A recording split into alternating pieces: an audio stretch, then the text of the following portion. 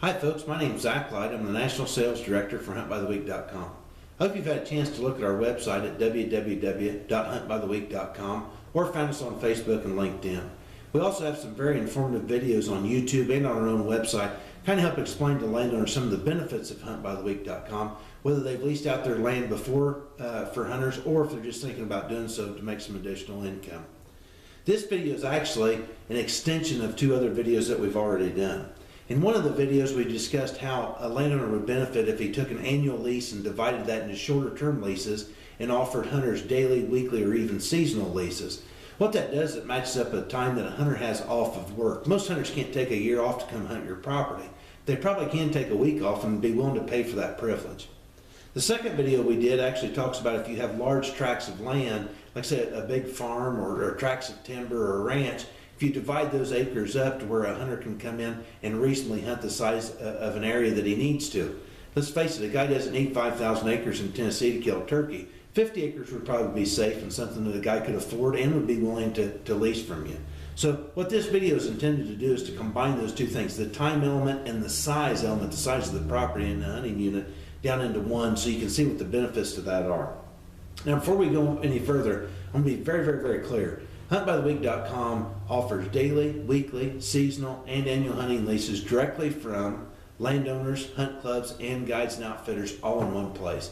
It is not our job to tell you how to lease out your land. Our job is to provide you the tools you need to do so and to do that whatever way you want to. But please understand, it doesn't matter to us if you have a listing on our website for all the acres you own on an annual lease, or if you divide those acres up into hunting units and lease them out by the week or even the day. Whatever you choose to do as the landowner is your business, and that we're just here to help you find the hunters to where you can lease out your property. Now, as we move on, I've got an example here I want to go through with you. And please remember that if you're leasing out your land for hunting, you need to take into consideration three different things. How do you maximize your income potential?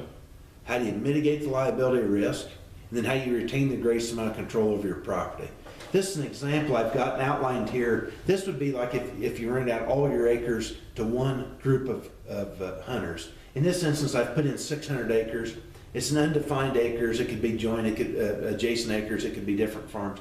But you're leasing out all your acres to one group of hunters at a time. And I'm going to assume 12 hunters in this instance. Now, your income potential, remember the three things we're looking at. The income potential, let's assume you can get $10 per acre when you lease it out this way. $10 per acre on the 600 acres means your income potential, you the landowner, is $6,000. Your liability risk is a combination of two things. It's the number of days that you lease your land out and the number of hunters on your land.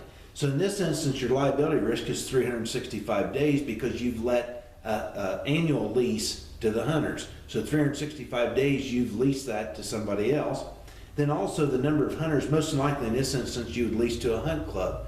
Generally, as a rule of thumb, the hunt club lease will say that the hunt club members plus guests can be on your property. So if we assume 12 hunt club members, we don't know how many guests they may have on there at any time, and nor would you. So at the very minimum, you got 12 people on your property, and who only knows how many you might have on your property. So in this instance, your liability risk is actually 365 days and 12 plus hunters on your property at any given time.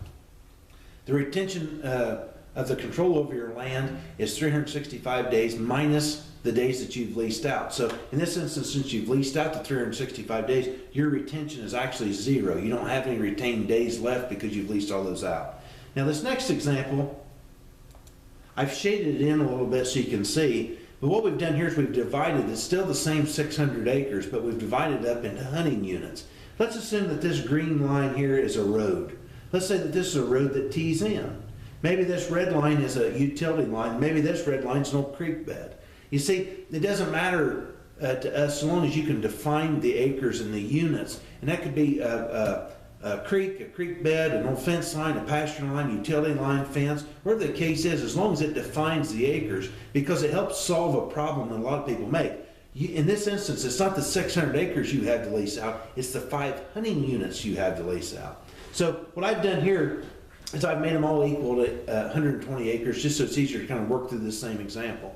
East of the Mississippi, it's very common to see, or a rule of thumb would be that a hunter needs about 40 acres to hunt safely and have a reasonable chance of success, whatever game he's after. So in this instance where I've got the 120 acre units, each one of those units could easily have on there 3 hunters. So how you price that is you come back through and say, okay, if it would allow up to 3 hunters, and each hunter would be more than willing to pay $500 for a week, you need to price each unit at $1,500 per week. So that's what we've kind of worked through here. So the 5 units at $1,500 per week means that each week you should make $7,500. Now let's take that the next step further. I'm in North Central Indiana. You need to apply this to your own location, whatever game's available at your location. But here, I could easily get $500 per hunter or $1,500 per unit for opening week of turkey season, opening week of bow season for deer, opening week of gun season for deer, and second week of gun season for deer. So if I take the $7,500 times the 4 weeks that I could lease that out, my income potential under this example is actually $30,000. Okay? Let's take that next step further. Liability risk. Remember, that's 2 things. In this instance, since we're only renting the land out for 4 weeks, our liability risk is only 28 days.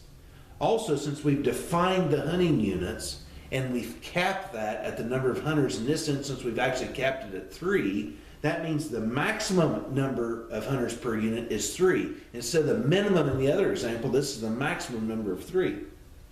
Also, we've retained control over the land. Remember, that's 365 days minus whatever days we've leased out. Since we leased out 28 days, you, the landowner, would retain 335 or 337 days for yourself. Now, let's compare those 2 things then side by side. I think it's really easy to illustrate this way. Your income potential from the first example is $6,000 per year. The second example with huntbytheweek.com, by dividing up the acres and the amount of time that folks are leasing the land, your income potential is actually $30,000 for 4 weeks. Okay? Your liability risk in the first example, you leased it out for a year. You're giving away that right to your land for 365 days. In our example, the liability risk is only 28 days because you only leased it out for 4 weeks.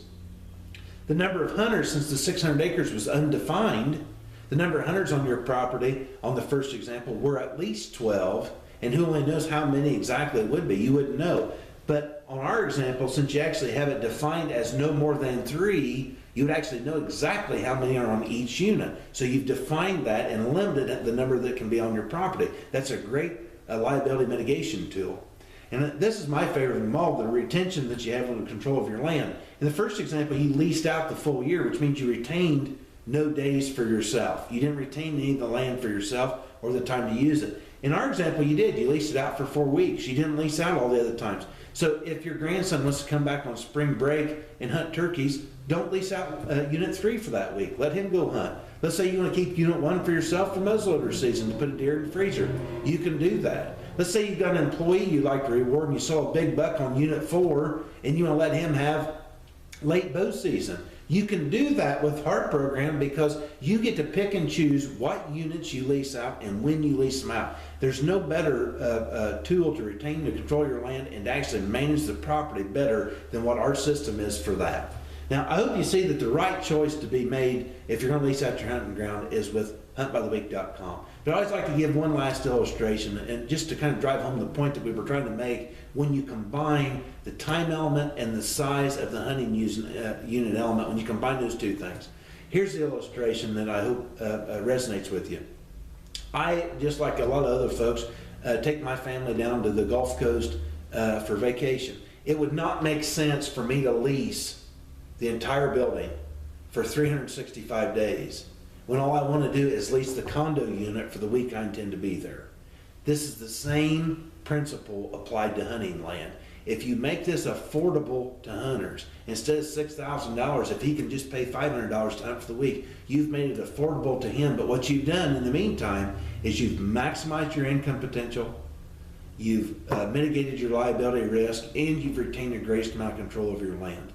I hope that you spend some time on our website. I hope that you really consider some listings with us. And like I said, it doesn't matter to us if you have an annual lease on all your acres under one listing, or if you have multiple listings for all your different hunting units and you're leasing out by the week. We hope that you use our website to its benefits and find out what the benefits of leasing your land to hunters are. If you have any questions, we'd love to hear from you. I appreciate your time. Thank you.